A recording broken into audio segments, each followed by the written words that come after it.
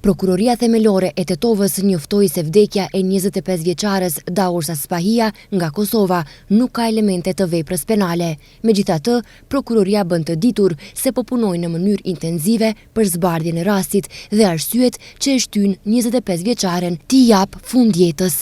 Prokurori i kujdestar nga Prokuroria Themelore Publike në Tetov dje ka kryer ekspertizë në vendin ku është i gjetur trupi i pajet i një vajze të re, si edhe në banesën me qira ku ajo kishte qëndruar, po ndërmerren të gjitha veprimet për të hetuar shkaqjet e vdekjes me kontrolle dhe ekspertiza të detajuara në vendngjarje, ndonëse të dhënat fillestare dhe gjurmët në terren nuk tregojnë se bëhet fjalë për vdekje si pasojë e një vepre penale, thon nga prokuroria.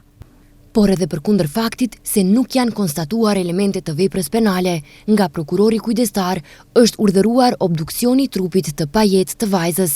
25 vjeçaria ishte nga Gjakova, ndërsa në Tetov po ndiqte vitin e 4 të studimeve.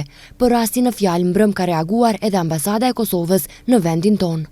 Ambasada e Republikës së Kosovës në Shkup është njoftuar para pak orësh nga Policia Rajonale e Tetovës se sot rreth orës 18 në një lagje të këtij qyteti është i gjetur pa shenja jete një shtetase e Republikës së Kosovës.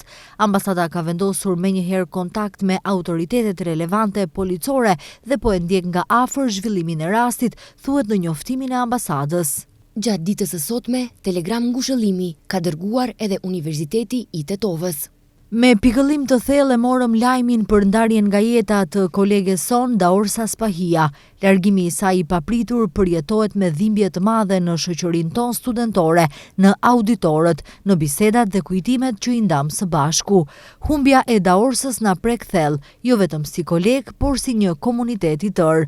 Nuk humbëm vetëm një studente, humbëm një njerëz të dashur, një jetë të re plot mundësi dhe një rrugëtim që duhej të vazhdonte. Dhimbja është e madhe, e heshtur dhe e vështirë të shprehet me fjalë.